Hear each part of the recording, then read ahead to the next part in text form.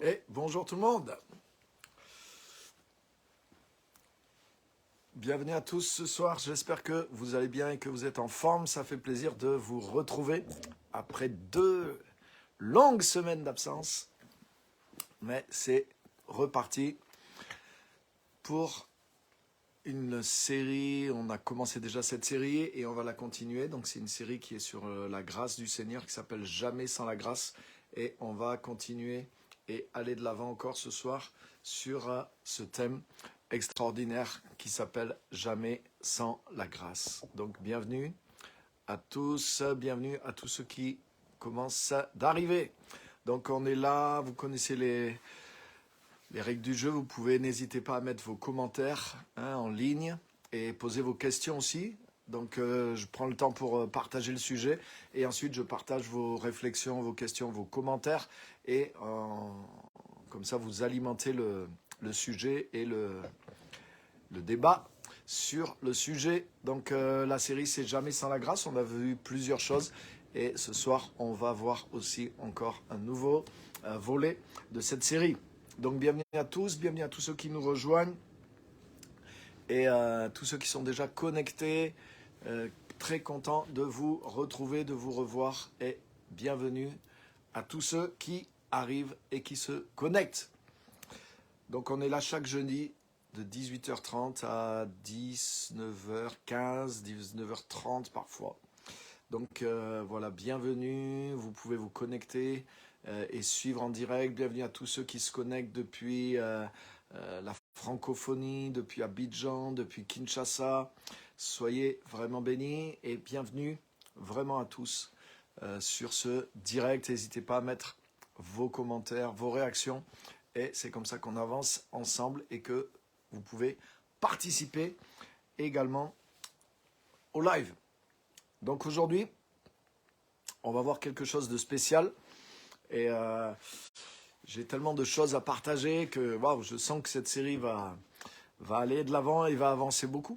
Et ce soir, je voudrais vous montrer quelque chose au niveau du message de la grâce.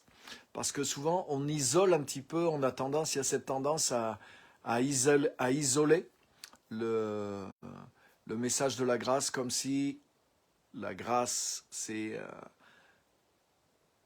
voilà, une option. Voilà, il y a l'évangile qui dit ceci, qui dit cela, et puis voilà, il y a certains qui sont même taxés d'être des prédicateurs de la grâce. Voilà, lui c'est un prédicateur de la grâce, c'est quelqu'un qui prêche, mais en réalité la grâce c'est le cœur même de l'évangile. Donc il y a pas, la grâce n'est pas un sujet. Voilà, la grâce n'est pas un des sujets de l'évangile, mais la grâce est vraiment au cœur même de l'évangile. Et je voudrais vous montrer un verset justement très très fort. Donc venez avec moi, on va lire ensemble dans le livre des Actes. Si vous avez votre Bible avec vous, prenez le livre des Actes des Apôtres et on va lire ensemble. Donc juste un petit verset très important dans le livre des Actes. Donc venez avec moi, Actes des Apôtres.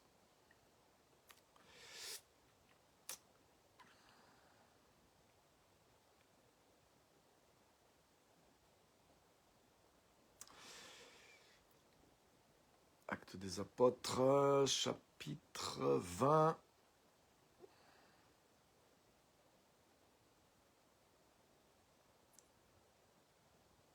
Et au verset 32. Actes des Apôtres, chapitre 20 et verset 32. Je voudrais vous montrer vraiment quelque chose de tout à fait puissant. Donc bienvenue à tous ceux qui sont là ce soir. Bienvenue Christiane, Pasteur Simone, Geneviève.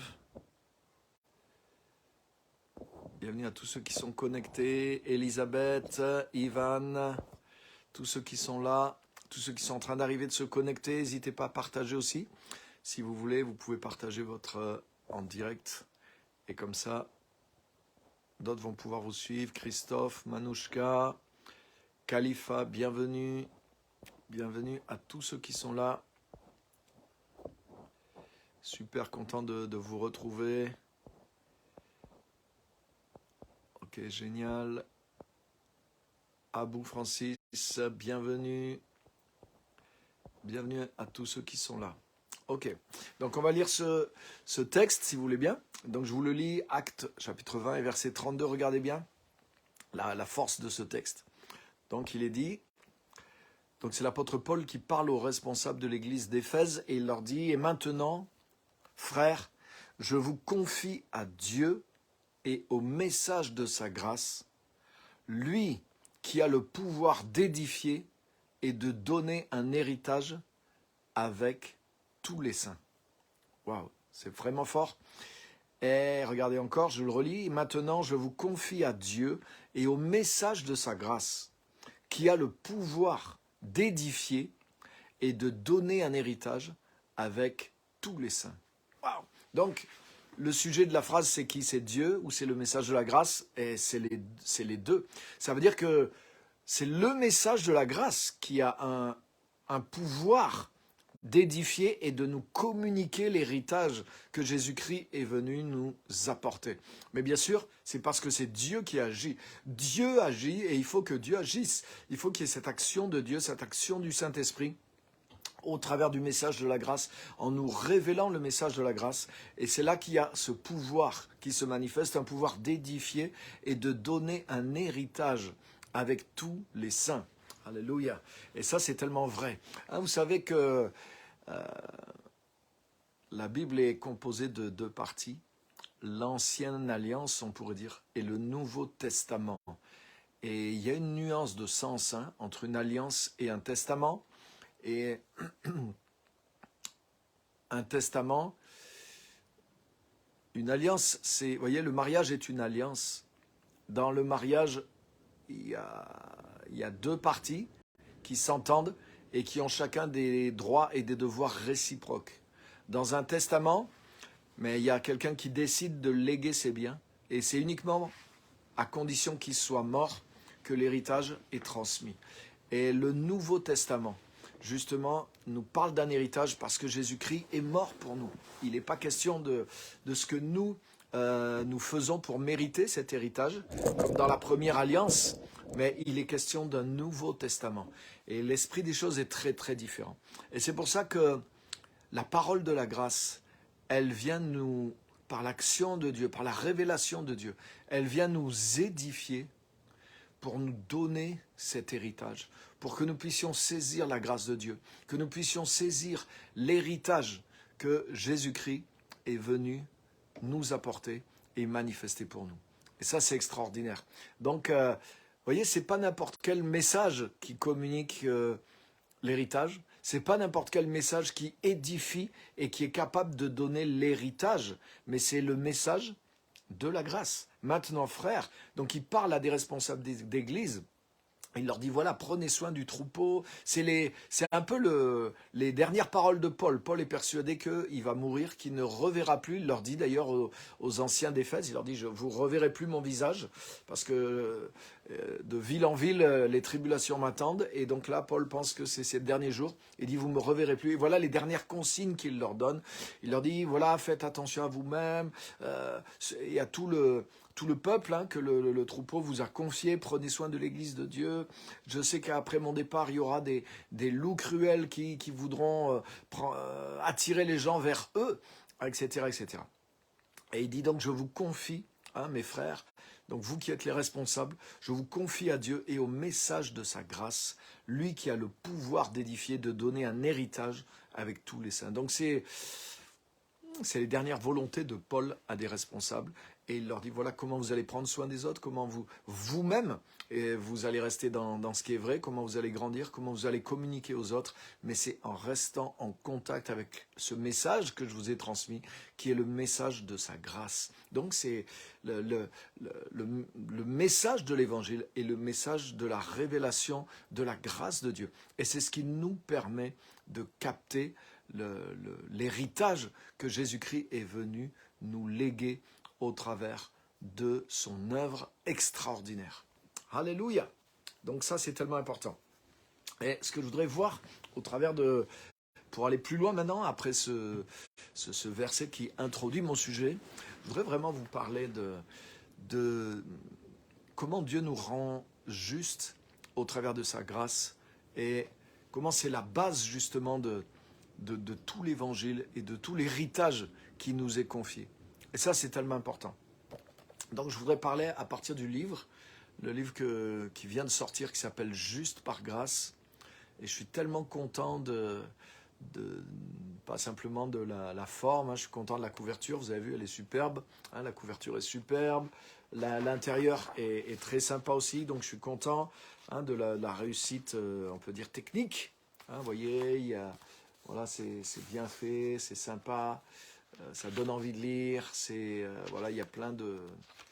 Voilà, vous voyez, il y a des petits trucs soulignés, il y a des trucs en évidence, il y a des ateliers, il y a des points clés. Donc la forme est travaillée aussi pour pouvoir apporter le maximum. Mais je suis tellement content au niveau des choses qui sont dedans, du contenu qui est dedans. Parce qu'une des choses que je me rends de plus en plus compte en tant que chrétien et en tant que prédicateur, en tant que pasteur, mais... je me rends compte que tout ce sujet-là, qui est l'évangile lui-même, le cœur de l'évangile, la puissance de l'évangile, elle vient de ce que justement l'évangile révèle comment Dieu nous rend juste par grâce en Jésus-Christ. C'est ce qui est écrit dans Romains chapitre 1, versets 16 et 17. Le secret de la puissance de l'évangile, c'est que Dieu rend juste les êtres humains qui étaient avant pécheurs, comment il les rend justes au travers de l'évangile. L'évangile, c'est la bonne nouvelle, c'est comment Dieu a œuvré en Jésus-Christ, comment Dieu fait un grand miracle pour transformer profondément la vie, la nature des êtres humains qui sont devenus pécheurs, qui sont loin de lui. Il les transforme en des gens justes. Non seulement il leur donne une position de juste, mais il les transforme en des gens justes. Il transforme leur vie, il transforme leur nature. Il y a un acte de recréation qui a été posé au travers de l'œuvre de Jésus-Christ. Et l'Évangile révèle tout ça, comment Dieu est venu dans la personne de Jésus pour réconcilier le monde avec lui-même et pour communiquer ce ministère de réconciliation, comment Dieu justifie, comment Dieu rend juste au travers de Jésus-Christ. Et lorsque l'être humain est rendu juste aux yeux de Dieu, alors toutes les portes s'ouvrent pour lui. Parce que c'est la bénédiction de Dieu est pour le juste. La grâce de Dieu, elle est pour ceux qui sont justes. Et personne ne peut se rendre juste par lui-même à cause du péché qui est rentré dans l'humanité. Donc l'évangile, c'est quelque chose d'extraordinaire. C'est la révélation d'un mystère qui était caché en Dieu de toute éternité. Et Dieu a pris des siècles pour le préparer, pour préparer l'humanité. Il a pris des siècles pour envoyer des prophètes, pour lever un peuple entier, le peuple d'Israël, pour envoyer au travers de ce peuple une loi, des paroles, des prophètes, pour nous préparer à recevoir la justification, pour nous appeler à recevoir cette grâce qu'il a envoyée dans la personne de son Fils, pour nous transformer complètement et nous rendre justes par grâce. Nous sommes rendus justes par grâce. Et c'est comme ça que le miracle de Dieu se manifeste au travers de l'Évangile. Mais ce que je me rends compte aujourd'hui, c'est que même si les protestants et les évangéliques ont fait un énorme progrès sur ce sujet-là, par rapport à l'église traditionnelle, à l'église catholique, qui prêche un salut par les œuvres, dans sa pratique en tout cas, et même dans son message. Mais ça a été un des pivots de la réforme, du protestantisme, des évangéliques, qui ont compris qu'on est sauvé, qu'on est pardonné, non pas par nos œuvres, mais par la grâce de Jésus-Christ. Mais malgré cette redécouverte-là, je vous garantis que nous sommes toujours complètement dans le déséquilibre par rapport à l'œuvre extraordinaire de Jésus-Christ, par rapport à ce qu'est vraiment la grâce de Dieu, par rapport à ce qu'est vraiment la justification. Nous avons saisi qu'une partie de la justification. Je dirais que dans l'Église protestante évangélique aujourd'hui et tout ce qui en dépend, nous avons saisi le pardon de nos péchés et nous avons saisi un peu une certaine position que Dieu nous accorde dans sa justice par Jésus-Christ. Mais nous avons surtout saisi le pardon. Ça, on a compris ça. On a saisi le pardon de nos péchés. Mais le pardon de nos péchés, c'est, allez, on va dire, c'est peut-être 20% de ce qu'est vraiment la justification. C'est peut-être 20%. Et c'est ce qui explique qu'il y a encore, malgré que l'Église aujourd'hui a tellement découvert de choses, elle a tellement avancé, elle a tellement, waouh, elle est en progrès plus que jamais sur certains points. Mais pourtant, je vous garantis, dans ce qui est la base de l'Évangile, l'Église a saisi peut-être 20% de ce qu'est la justification. Et je n'ai pas le temps de tout vous démontrer, mais je vais vous donner quelques versets. La justification, c'est pourtant le secret de la puissance de l'Église. La puissance n'est pas que dans le Saint-Esprit. Et même la puissance du Saint-Esprit, les amis, je vais vous dire quelque chose. Par exemple, si on prend cette image qui est dans la Bible, hein, que la puissance de vie du Saint-Esprit, c'est comme une rivière, c'est comme un fleuve. Mais je voudrais vous dire que le lit de la rivière, c'est la justification. Écoutez bien, si le flot du Saint-Esprit, c'est la rivière, le lit de la rivière, vous savez ce qu'est le lit de la rivière, hein, c'est le creux, là où coule la rivière, on pourrait dire le canal, le tuyau par lequel coule la rivière, c'est la justification. Et si l'Église a saisi simplement 20% de la justification, ça veut dire qu'au lieu d'avoir un lit de cette taille, elle a un lit qui est 5 fois moins grand. Ça veut dire que et ça c'est vrai les amis, je peux vous le montrer bibliquement, la vie du Saint-Esprit ne peut pas couler, même que tu sois pentecôtiste, même que tu sois charismatique, même que tu aies tous les dons. La mesure qui coule dans nos vies, elle est à la mesure de notre compréhension de la justification. Et je vous garantis que aujourd'hui, pour le mieux, l'Église protestante, évangélique, charismatique, pentecôtiste, néo-pentecôtiste, tout ce que la plus à la pointe du progrès, pour sa plus grande partie, elle a peut-être saisi les 20%, c'est-à-dire 1/5 de ce qu'est l'œuvre de la justification. Et c'est ce qui explique la faiblesse.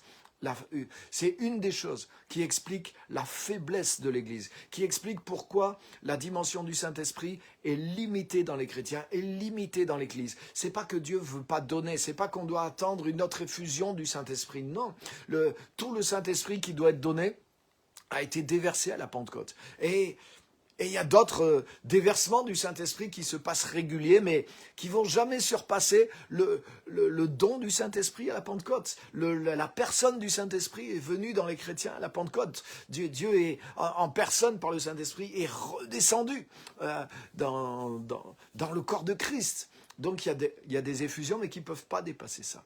Mais ce que je peux vous garantir, c'est que la justice que Christ nous a donnée est le lit dans lequel coule la vie du Saint-Esprit. Et si cette justice, cette justification, on l'a saisie qu'en partie, alors nous ne pouvons pas avoir plus de puissance de Saint-Esprit dans nos vies que nous avons saisi la justice de Christ. C'est lié. Et je vais vous montrer juste un ou deux passages qui montrent ça, hein, pour vous aider à le croire, à le comprendre. Vous savez, ça fait des décennies. Ça fait depuis ma conversion en réalité que je travaille, que j'étudie, que je cherche à capter dans mon expérience ces choses-là. Et ça fait plus de 30 ans, même le premier livre que j'ai écrit il y a 20 ans, il touche sur ces sujets-là. Parce que le Saint-Esprit a commencé à ouvrir la brèche dans mon esprit. Il a commencé à me révéler certaines choses. Mais au fil des années et des décennies, ça a continué de se révéler. Et ce que je vous dis là, c'est pas depuis 2 ans ou 3 ans. Les choses que je vous affirme là, non seulement elles sont fondées dans l'Écriture, elles sont fondées dans l'expérience, elles sont fondées dans mon expérience, mais dans l'expérience de quantité, de générations, d'hommes, de femmes, de vies de serviteurs, de servantes de Dieu dont j'ai étudié la vie, la biographie, la manière de penser, leur message, leur compréhension. Et pour ceux qui ont pu commencer à comprendre ces choses, les choses se sont ouvertes petit à petit. Et donc, je voudrais vous dire, c'est du solide, là. Je ne suis pas en train de vous balancer un petit truc qui est à la mode en ce moment. Non, je suis en train d'aller vraiment dans quelque chose qui va loin et profond. Et je vous demande de le croire et d'avoir confiance. Parce que j'en parlais tout à l'heure avec la pasteur Simone, aujourd'hui on a le privilège, hein, sur Internet on a accès en 5 minutes à des milliers de messages. Mais il y a à boire et à manger. Beaucoup de messages qui sont prêchés dans l'Église sont un message de condamnation, sont un message qui renvoie toujours dans la culpabilité, où les chrétiens se sentent incapables, se sentent jamais à la hauteur, se sentent toujours injustes, toujours impurs, malgré la repentance, malgré la nouvelle naissance, malgré la sainteté, malgré tout ce qu'ils font, malgré leur fidélité. Mais c'est comme s'ils n'accèdent pas à quoi? Ils n'accèdent pas à la justice parfaite. Alors que c'est quelque chose que Dieu nous a donné en Jésus-Christ. Simplement, c'est la compréhension, la révélation qui manque et qui fait que on n'arrive pas à s'approprier pleinement ces choses.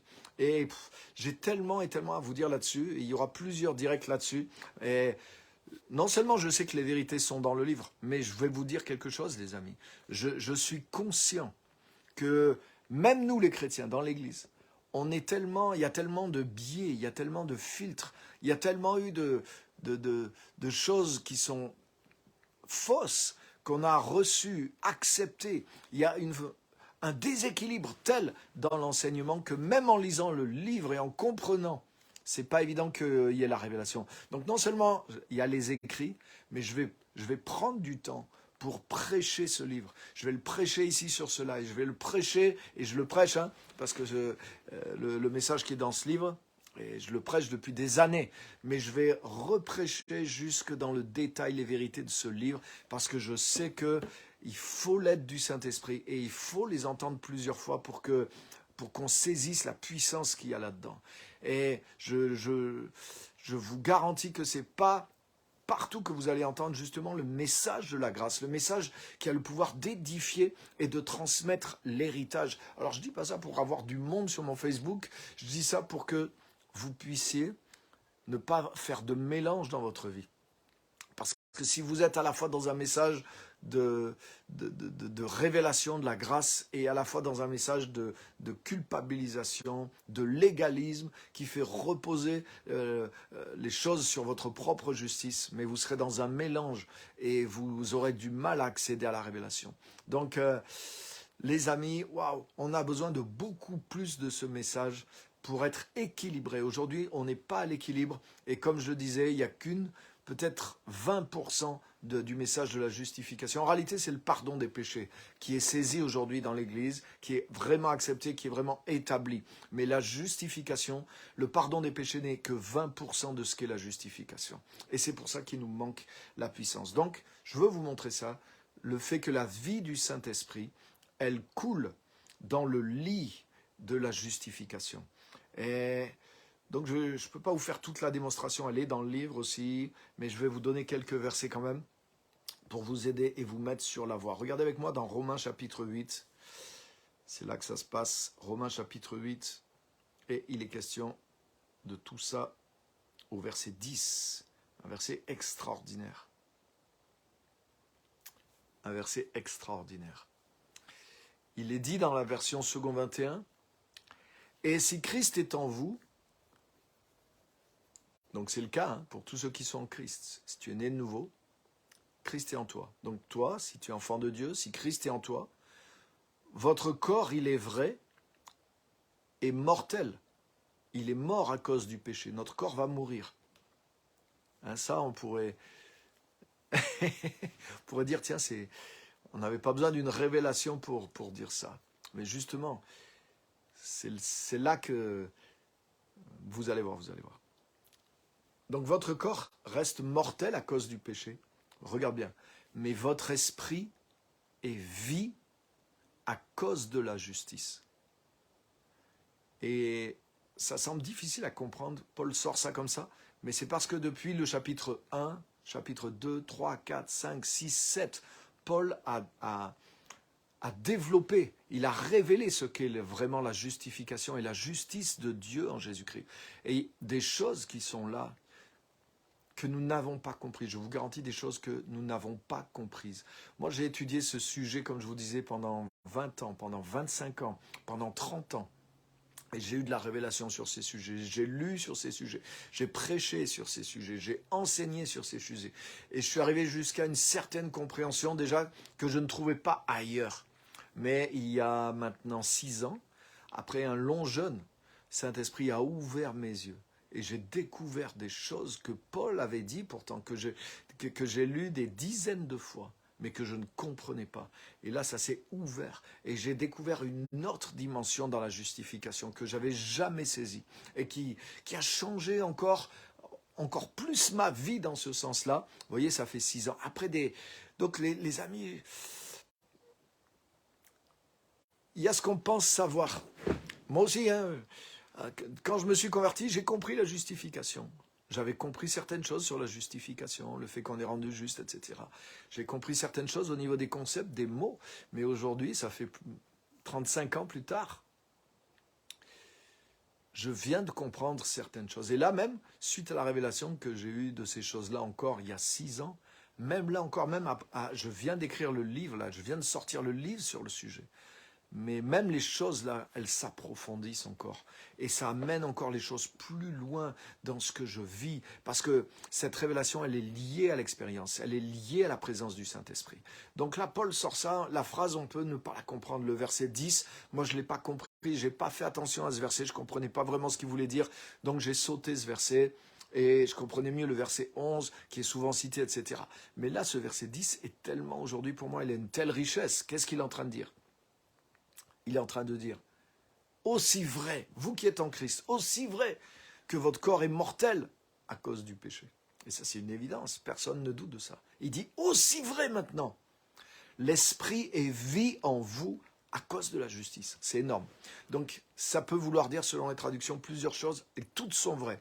Mais ça veut dire quoi ? Ça veut dire, la vie du Saint-Esprit, elle est active en vous, elle est libérée en vous, elle est puissante en vous. À cause de quoi ?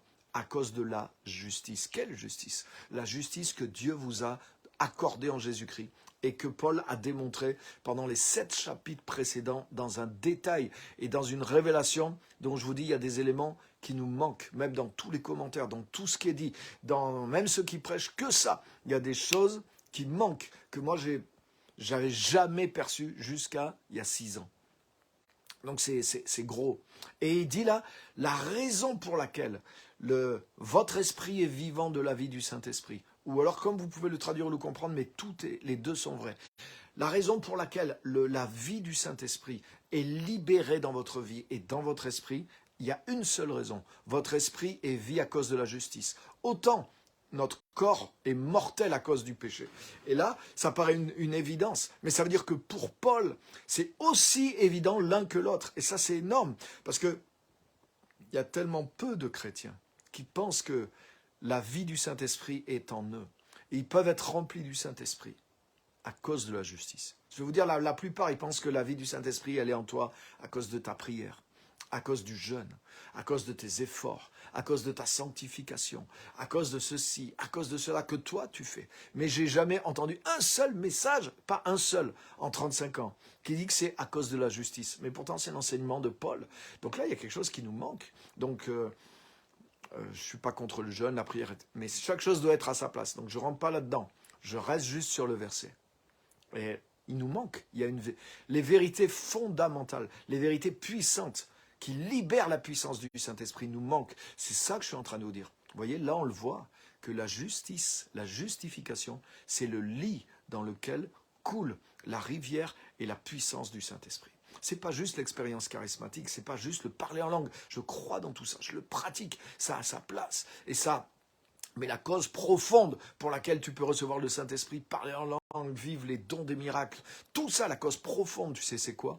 C'est la justice. Et si tu t'empares qu'à moitié de cette justice, alors aussi charismatique que tu sois, autant dans le jeûne et la prière que tu puisses être, il y a une dimension, si tu ne crois pas vraiment, si tu n'as pas saisi complètement la justification, il y a une dimension du Saint-Esprit qui est limitée en toi. C'est comme si le canal par lequel le Saint-Esprit coule dans ton esprit, c'est la justice. C'est écrit clairement ici. Aussi vrai que le péché t'a rendu mortel, aussi vrai la justice rend ton esprit vivant de la vie du Saint-Esprit. Ou encore, la justice libère en toi la vie du Saint-Esprit.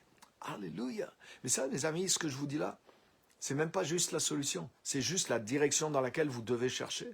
Parce que si je vous dis ça, vous dites, ouais, c'est merveilleux, mais si vous ne comprenez pas ce que c'est la justice, si vous ne comprenez pas comment elle se manifeste, comment vous êtes juste, comment Dieu vous justifie, ça ne va pas complètement vous libérer.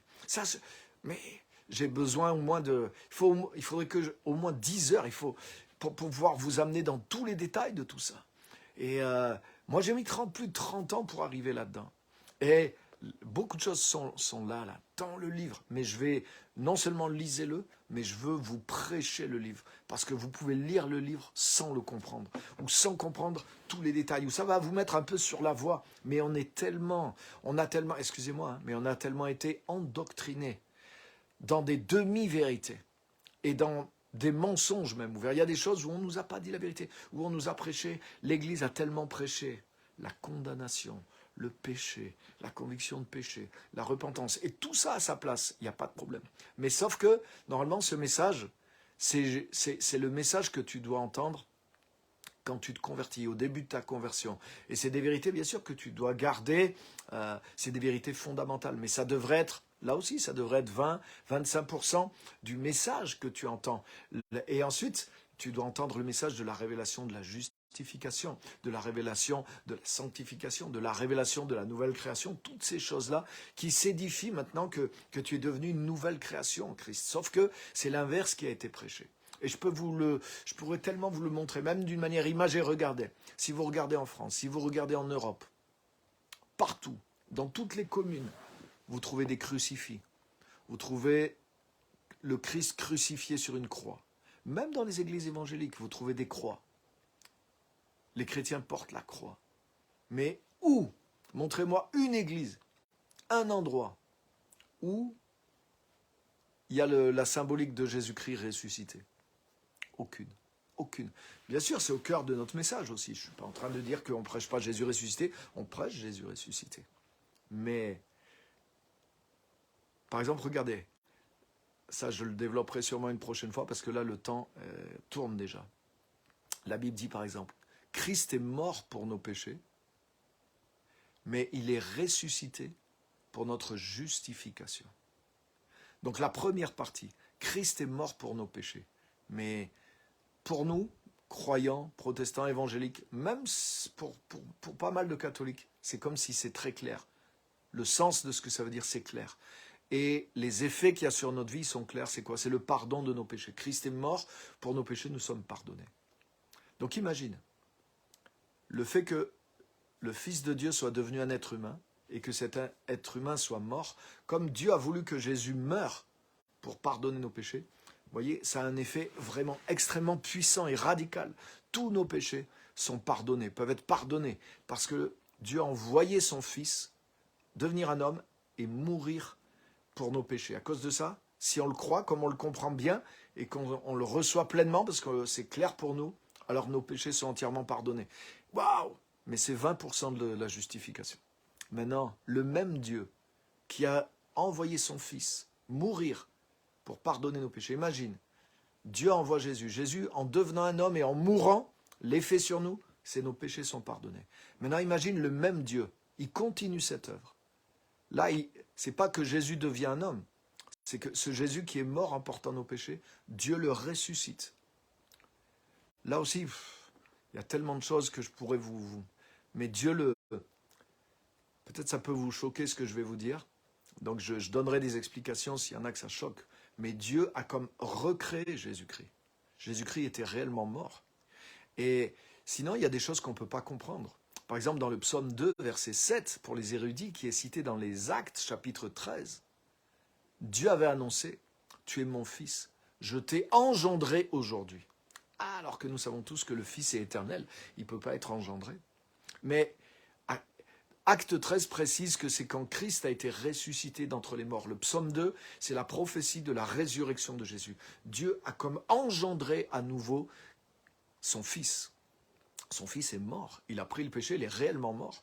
Il a eu besoin d'être ressuscité. Donc ce fils qui a été ressuscité, il a été recréé. Il y a quelque chose de nouveau qui a démarré, même pour ce Jésus qui est devenu un homme. Donc imagine, là on va fêter Noël. Noël, c'est Dieu qui devient un homme. C'est un miracle. Au travers de ce miracle, cet homme, ce Dieu qui est devenu un homme, dans sa mort, il y a un miracle, il y a une puissance qui fait que nos péchés sont pardonnés.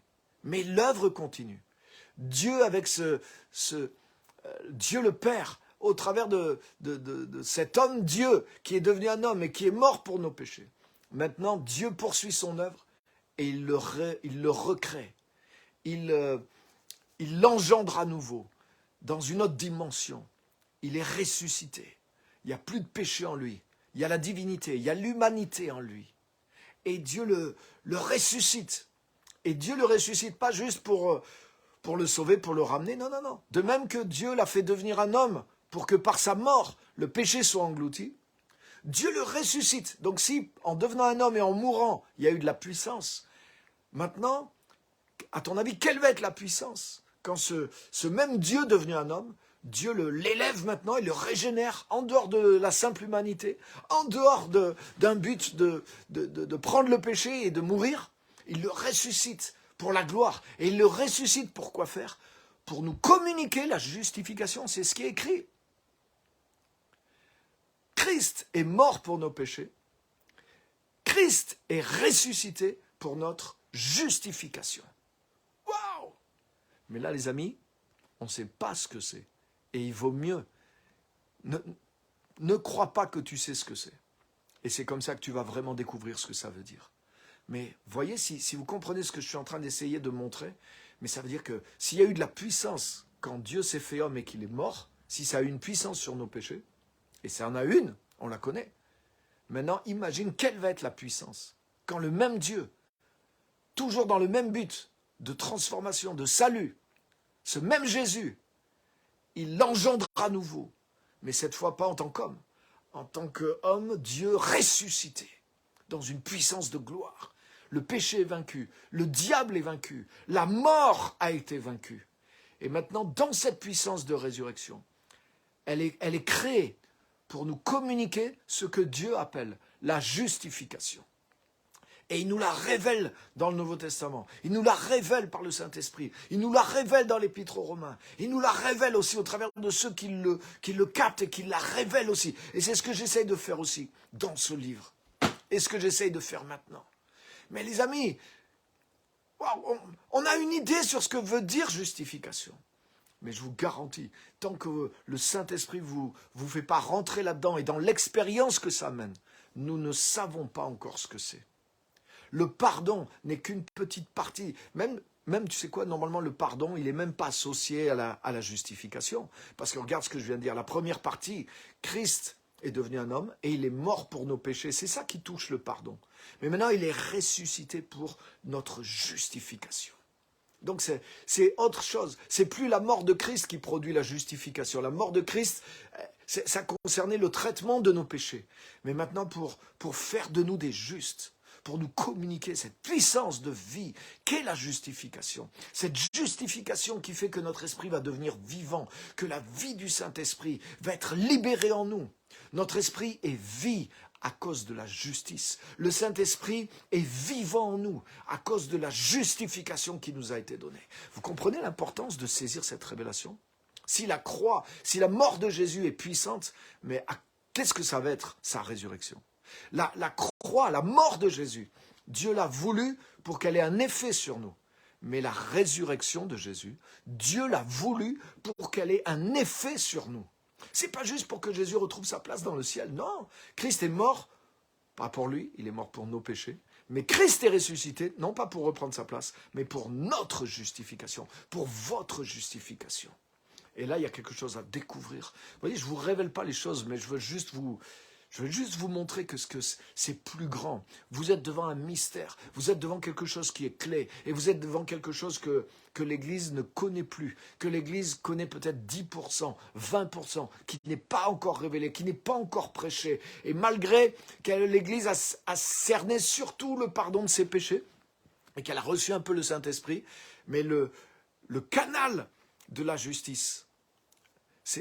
C'est par là que la vie du Saint-Esprit... ce que je veux dire par là, c'est que si l'Église, quand l'Église va rentrer entièrement dans cette révélation de la justification, la puissance du Saint-Esprit va être multipliée au minimum par 5. Moi je dis 20%, c'est une idée, hein, mais ça sera beaucoup plus. Ça veut dire tout ce qu'il y a aujourd'hui de merveilleux dans le corps de Christ. Il y a des choses extraordinaires qu'il n'y a jamais eu à une autre encore. Il y a des choses pas terribles, c'est clair, mais il y a des choses aussi extraordinaires. Mais toutes ces choses-là vont prendre de l'ampleur, vont être multipliées. Et c'est quelque chose de clé. C'est un message que vous allez entendre, en tout cas qui est dans les bonnes bouches et qui va arriver dans les bonnes oreilles. Et je vous demande de faire attention. Je vous demande d'aller vers ce message. Je vous demande de saisir ce message clé. Parce que c'est le cœur même de l'évangile et c'est ce qui libère la puissance. C'est une des choses, en tout cas, qui va libérer et multiplier la puissance du Saint-Esprit, la vie du Saint-Esprit, la vie charismatique. Tous les ministères, les dons, tout ce qui sort de la puissance du Saint-Esprit va être multiplié au fur et à mesure que l'Église va recevoir la révélation de ce qu'est la justification. Pour l'instant, ce qu'on a reçu, c'est que Christ est mort pour nos péchés. Et comme je disais, en Europe, la croix est partout. Le Christ crucifié est partout. Même chez les protestants, les évangélistes, il y a des croix, il y a le signe de la croix partout. Pourquoi? Parce qu'on a commencé de comprendre que Christ est mort pour nos péchés. Et on a tellement mis l'accent là-dessus, et c'est pas mauvais. Le problème, c'est qu'on reste sur ça. On reste sur le péché. On reste sur la repentance. On reste sur le pardon. Mais ça, c'est le démarrage. En réalité, vous savez quoi, les amis? Peut-être je vais vous choquer, mais en réalité, je vais faire exprès pour vous choquer, pour vous faire un électrochoc, pour vous amener plus loin. En réalité, on a eu besoin de Jésus parce qu'il est l'offrande pour le péché. Mais en ce qui concerne ce message et cette dimension spirituelle, on n'avait besoin que de Jean-Baptiste. Jean-Baptiste est le dernier de l'Ancien Testament. Il est le dernier prophète de l'Ancien. Il est la charnière entre l'Ancien et le Nouveau Testament. Et il est venu avec cette onction et ce message qui provoquait la repentance. C'est pour ça que, peut-être ça peut vous choquer, mais ce que je vous dis, c'est la vérité. C'est que l'Église aujourd'hui, par rapport à ce que je suis en train de vous dire là, une grande majorité de l'Église dans son ensemble, elle est encore tout juste à la sortie de l'Ancien Testament. Pas au niveau chronologique, hein, mais au niveau spirituel. Beaucoup d'églises, je ne sais pas comment dire ça, le niveau, la dimension spirituelle dans laquelle elles sont, c'est celle de Jean-Baptiste. Avec un petit peu, il y a un peu du Saint-Esprit dedans, parce que quand même on connaît Jésus, Jésus est arrivé. Mais c'est quand même la dimension de Jean-Baptiste, le péché, la repentance, le pardon des péchés. Jean-Baptiste a produit ces choses-là. Ça aussi, j'explique ça dans l'autre livre, cette vérité cachée dans votre baptême. C'est pour ça, même les choses qu'il y a dans mes livres, je sais qu'il y en a, ils vont lire, mais vous n'allez pas forcément réaliser tout le... Si vous n'êtes pas en contact avec le message, en contact avec le Saint-Esprit, qu'il y a un travail en vous, vous pouvez passer à côté, comme c'est écrit dans la Bible. Tout ce que je vous dis, c'est écrit dans la Bible, c'est révélé dans les épîtres de Paul. Mais moi-même, donc je ne vous blâme pas, je suis passé à côté pendant des années, et pourtant je cherchais, et pourtant mon esprit était ouvert sur ces questions-là. Mais c'est progressivement que mon esprit a... Et là, il s'ouvre de plus en plus sur ces choses-là, et c'est là que je mesure combien notre message est proche de l'Ancien Testament. Notre message est proche de Jean-Baptiste. Mais après Jean-Baptiste, la repentance, le pardon des péchés, Jésus est venu. Et quand Jésus est venu, bien sûr, il parlait de la repentance. Mais il est venu amener un autre message, il est venu amener la réalité du royaume. Autrement dit, maintenant, ça y est, vous rentrez dans l'héritage. Le plus petit dans le royaume de Dieu est plus grand que Jean-Baptiste, et il est plus grand que tous ceux de l'Ancien Testament. Autrement dit, l'heure de l'héritage est venue maintenant. C'est plus le moment d'espérer, c'est plus le moment de prophétiser, mais c'est le moment de profiter. C'est le moment de prendre de ce qui avait été promis et accompli. Le premier message de Jésus, il a dit, le temps est accompli, et le royaume de Dieu il est arrivé maintenant, il est ouvert. Et maintenant, ce sont ceux qui croient, ce sont ceux qui changent leur manière de penser, ce sont les violents qui vont s'en emparer. Autrement dit, les richesses de Dieu sont là, elles sont disponibles. Mais c'est au travers de quoi? C'est au travers de l'œuvre de Jésus-Christ, au travers de la justification. Bien sûr, il faut sortir du péché, bien sûr, il faut la repentance. Mais ça, je dirais que c'est même pas le message d'entrée dans le royaume, c'est le message de la sortie, de la corruption du monde. Et c'est pour ça que tant qu'on reste dans ce message, on est aux portes du royaume, mais on n'est pas rentré. Il y en a qui ont mis un peu le pied dans le salut, un peu dans le baptême du Saint-Esprit, ils pensent qu'ils sont arrivés partout. Mais tant qu'on n'a pas saisi vraiment ce qu'est la justification, on n'est pas rentré dans le royaume, on n'est pas rentré complètement dans l'héritage que Dieu a pour nous. Et c'est ce que je voudrais vous mettre à cœur de... Vous voyez, je ne vous donne pas toutes les clés. Et c'est pas possible de les donner comme ça. Je ne peux pas vous donner en 45 minutes ce qu'il m'a fallu 35 ans à comprendre et à cheminer progressivement dans ma vie. Mais je vous mets sur la voie. Et je vous dis de faire attention aussi à tous ces messages qui ramènent toujours sur le péché. Vous êtes toujours pécheur. La repentance. Vous devez faire ceci. Tous les jours, Moi, j'ai passé des années à me repentir en écoutant ces messages. Alors que j'étais repenti, j'étais né de nouveau. J'ai commencé une vie de l'esprit merveilleuse. Mais en tombant dans ce genre de message, je me repentais 10 fois par semaine. Je vivais une vie de chrétien où j'étais tout le temps culpabilisé. En fait, j'étais concentré sur quoi? Sur le péché, sur faire attention à la sanctification, à la vieille nature. Donc, au lieu de continuer dans la gloire dans laquelle j'étais rentré, c'est comme si je suis revenu à la porte et je regardais ce qui était en arrière. Mais ma focalisation n'était pas au bon endroit parce qu'il n'y avait pas la révélation de la justification dans le message que j'entendais. Et c'est tellement important. Une fois que tu es passé par la repentance, la nouvelle naissance, oui, il y a plein de choses qui vont changer en toi, mais il n'y a rien qui te changera autant que de passer par la porte qui est l'évangile de la justification, de la grâce de Dieu.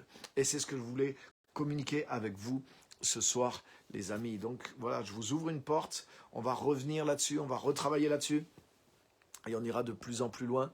Et voilà, c'est ce que je voulais partager ce soir avec vous. Donc j'ai effleuré en réalité le sujet, mais voyez, j'espère avoir ouvert une prise de conscience, une certaine soif en vous de comprendre ces sujets, d'étudier ces sujets et d'aller en profondeur dans ces choses-là, parce que c'est libérateur.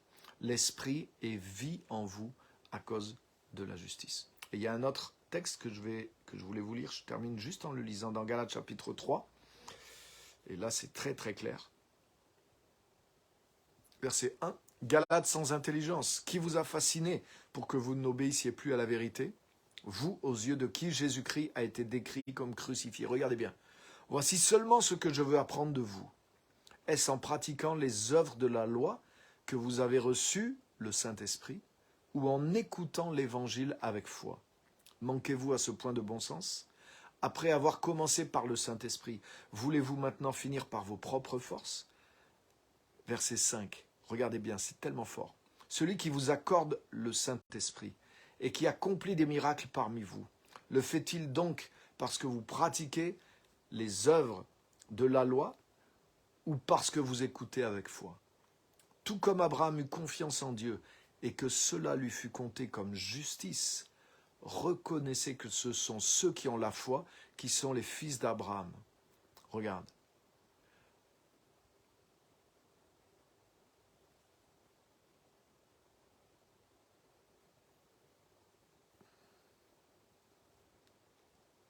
Donc voilà, il faut liser jusqu'à la fin, sinon ça va prendre trop de temps. Mais en tout cas, vous voyez une chose, c'est que c'est au travers du fait que nous sommes rendus justes par la foi, par l'œuvre gratuite de Jésus-Christ, que le Saint-Esprit nous est donné et que les miracles nous sont donnés. Donc c'est pas lié à notre piété, c'est pas lié aux œuvres de la loi que nous faisons, c'est lié à la justification. Donc vous voyez, ça rejoint ce que je disais tout à l'heure. La justice que Dieu nous donne en Christ, c'est le lit dans lequel coule la vie du Saint-Esprit. Si nous avons saisi 10% de notre justification, alors même qu'on soit baptisé du Saint-Esprit, même qu'on ait les dons, mais tout ça, l'expression de tout ça est tellement limitée dans notre vie, parce que c'est à cause de la justice que notre esprit est vivant. Donc le plus tu comprends la justification, le plus ton esprit va vivre, le plus ton esprit va être remplis du Saint-Esprit, et le plus la puissance du Saint-Esprit, l'amour aussi du Saint-Esprit, parce que la vraie puissance du Saint-Esprit, c'est l'amour, les amis. Ça, on y reviendra aussi. Va couler librement à l'intérieur de nos vies et de celle de toute l'Église. Donc là, c'est pas une vérité mineure, mais c'est une vérité majeure. C'est quelque chose qui doit faire partie profondément de notre vie de tous les jours. C'est pas juste ça, quand je me suis converti, oui, j'ai compris. On a compris le pardon de nos péchés. Et encore, d'une manière limitée. Même là sur le pardon des péchés, sur ce qui est vraiment la totalité du pardon des péchés, si on fait un thème ou deux là-dessus, vous allez dire, waouh, j'avais pas vu tout ça. Et ça, le pardon des péchés, même dans sa totalité, dans tout ce qui nous est pardonné, c'est 20% de la justification. Donc les amis, il y a beaucoup à apprendre. Soyez vraiment dans l'humilité par rapport à ça et cherchez à découvrir toutes ces choses-là. Et vous allez voir que c'est en lien direct avec la paix, avec toutes sortes de grâces et avec la puissance, la vie, le débit de la vie du Saint-Esprit à l'intérieur de vous, de la relation, de votre communion avec Dieu, etc. etc. Voilà, c'est ce que je voulais partager ce soir avec vous. Donc que le Seigneur vous fortifie. Donc je regarde vos commentaires. Et je vais vous laisser la parole au travers de vos commentaires, de vos réflexions et pouvoir répondre éventuellement. Si vous avez des questions, bien sûr. Donc merci à tous ceux qui sont là fidèlement. N'hésitez pas à partager également. Je vous encourage à partager parce que ce message a besoin d'être entendu. Et vous pouvez m'aider à diffuser ce message. Partagez-le simplement. Partagez-le sur votre Facebook. Cliquez sur partager, partagez le message. Et aidez-moi à faire connaître ce message au lieu d'entendre un faux message. Mais remplissons plutôt ceux qui écoutent les messages avec un bon message, avec le message de l'Évangile. Donc vous pouvez le faire en faisant ça. Vous pouvez le faire en lisant les livres aussi. Lisez le livre. Vous savez, un message, on l'oublie, mais quand tu étudies un livre, que tu lis un livre, ça rentre en profondeur à l'intérieur de toi. Lisez juste par grâce. Lisez juste par grâce. Et prêtez-le. Faites-le autour de vous. Prêchez le livre. Prêchez le message. Partagez les vérités du message. Apprenez ce qu'il y a dedans pour pouvoir en parler avec d'autres. Ce message va aider tellement de gens et tellement de chrétiens.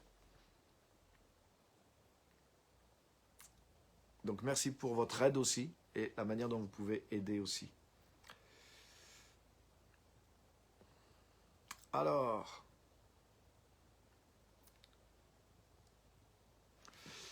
merci pour les encouragements. Trop, ok, message puissant, merci à tous. Quelqu'un qui dit, ah j'ai raté, mais ça reste en ligne. Donc il y a un rattrapage qui est possible, puisque ça reste sur le Facebook. Donc je ne vois pas d'autres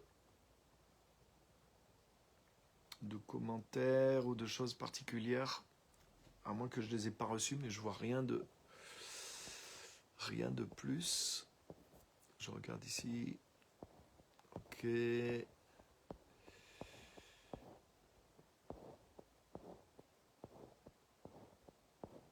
Donc merci en tout cas à tous ceux qui sont là. Merci pour votre fidélité. Pouvons-nous avoir le verset? Ah, alors là, je ne sais plus lequel il s'agissait. Donc si c'est Romains 8, 10 ou Actes 20, 31 et Galates chapitre 3. C'est les trois passages, je pense, que j'ai lus. Voilà.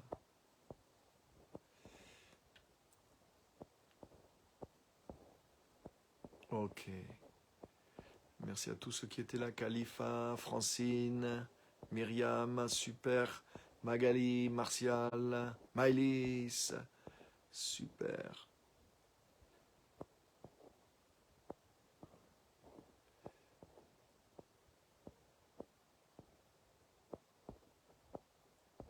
Ok. Oussin.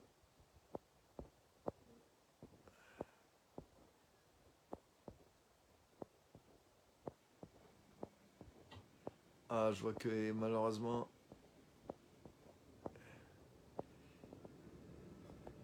il y a quelqu'un qui prend plaisir encore à dire des choses pas très gentilles. Alors que je cherche à t'aider, mon frère. Ok, donc je regarde si je vois des commentaires. On a besoin que tu prêches ce message. Amen. Phyllis aussi, bienvenue. Bienvenue à tous ceux qui sont là. Vraiment très content de vous avoir partagé le message. Elisma aussi, bienvenue. Chantal, bienvenue. Pasteur Kra-Olivier, bienvenue. Hélène, bienvenue. Super. Anthony, bienvenue. Tous ceux qui étaient là ce soir. Vraiment que Dieu vous bénisse. Frédéric, bienvenue. Christophe, super, super. Élise, super, bienvenue. Il y a un site où on peut commander ton livre. C'est moi. C'est moi qui ai tout le stock. Vous pouvez me le commander et ils sont ici. Sinon, ils sont à la CLC aussi. À la CLC. Et vous pouvez les trouver, mais si vous me les commandez, je les ai tous ici en stock. C'est moi qui ai le stock. Ah, voilà un commentaire. Super. C'est vrai que l'on dit de se repentir, on parle du péché et non de cette justification. Et ça, c'est vrai. Donc c'est bon, le message de la repentance, mais le message de la repentance, c'est juste pour quitter le mal et les ténèbres. Mais ensuite, on rentre dans la lumière. Et là, on a besoin d'un autre message. Puisque le message de la repentance, c'est, voilà, repentez-vous de vos péchés, croyez en Christ pour être pardonné. Mais maintenant que je suis pardonné, qu'est-ce que je fais? Mais je ne reste pas à me repentir et à ressasser l'histoire du péché. Mais c'est là qu'est l'Église. Et parce que souvent, il n'y a pas eu plus de révélation. Et du coup, ça reste là-dedans, ça reste là-dedans. Et ça fait que les chrétiens restent focalisés dans cette dimension-là et ils n'accèdent pas à justement ce que Christ a fait d'eux complètement. Et ils vivent juste avec juste la sortie du monde. Et ils restent là. Et c'est pour ça qu'on leur prêche tout le temps, attention de ne pas retomber dans le monde, de ne pas retomber dans le péché. Parce qu'ils sont que là. On les a amenés qu'à la sortie. Mais la justification, les amis, c'est la révélation de ce que la résurrection de Christ a fait. Rappelez-vous de ça. Si c'est la mort de Christ qui a réglé le problème du péché, qu'est-ce que va être l'impact de la résurrection du Fils de Dieu sur nous? Dieu a voulu que Jésus meure pour régler le problème de péché. Le même Dieu a voulu et il a ressuscité Jésus pour produire en nous ce que lui appelle la justification. Mais on a besoin de cette révélation, puisqu'on s'est repenti pour rentrer là-dedans. Donc maintenant, si personne nous explique qu'est-ce que c'est tout ça, mais on reste à la porte. Et c'est ce qui se passe. Beaucoup de chrétiens sont juste à la porte du salut, à l'entrée du salut. Ils ont franchi la porte de la repentance, ils sont là, et ils ne sont pas de rentrée, ils ne grandissent pas dans la puissance, dans la vérité, parce qu'il manque cette vérité cruciale. Donc les semaines prochaines, on va avancer sur ces choses-là. Merci. Le livre est sorti déjà, donc ouais, il est déjà sorti. Donc là, il suffit, vous m'envoyez un message, votre adresse, et je peux vous l'envoyer sans problème. Ou si vous voulez le commander à la CLC, il sera bientôt disponible à la CLC. Donc, Joël, bienvenue aussi. Mais en tout cas, voilà, je vais développer toutes ces choses-là aussi sur le live pour vous aider aussi à capter ça vraiment. Et après, si ces choses sont en vous, là, et avec les livres, écoutez les messages, mais ça va rentrer en vous. Je vous garantis, vous allez avoir cette révélation de ce qu'est la justification. Et ça va vous amener vraiment dans une autre dimension avec Christ. Merci beaucoup, Florence, aussi pour ton commentaire. Et c'est vrai que c'est une chance d'avoir cet enseignement. Parce que j'aurais aimé l'avoir quand je me suis converti. Et c'est sûr que j'aurais pas perdu autant d'années dans des combats inutiles. Parce que Christ a réglé ces choses-là. Donc merci à tous d'avoir été là. Je ne vous retiens pas plus, je suis à la fin du timing. Et merci pour vos commentaires, pour votre participation, votre fidélité. Merci de m'aider à répandre ce message aussi. Si ce message vous parle, vous touche, mais répandez-le aussi. et ça va aider à contrer, à limiter aussi ce qui est faux, et ça va inspirer d'autres à le prêcher aussi. Et ça le fait de plus en plus. Hein. Il y en a qui commencent à prêcher le message, il y en a qui s'inspirent des livres, il y en a qui commencent à prêcher les livres, les messages aussi. Et c'est une très très bonne chose parce que, waouh, il y a quelque chose de plus aussi hein, que le Seigneur veut amener. Donc je ne suis pas le seul à le prêcher, mais en tout cas, il n'y en a pas beaucoup non plus. Donc si vous le diffusez, mais vous le prêchez aussi, et puis prêchez-le vous aussi.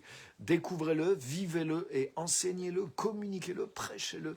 Et résistez. Quand vous voyez, ah non, non, non, non, ça c'est la condamnation, ça c'est... Non, non, il y a quelque chose... voilà, ça va vous donner aussi pour vous protéger vous-même aussi. Donc voilà, merci à tous encore d'avoir été là et que le Seigneur vous bénisse et vous fasse du bien aussi au travers de tout ça. Et jeudi prochain, on continue. La même série, on va continuer dans ce thème aussi. Jamais sans la grâce. Merci à tous. Bye.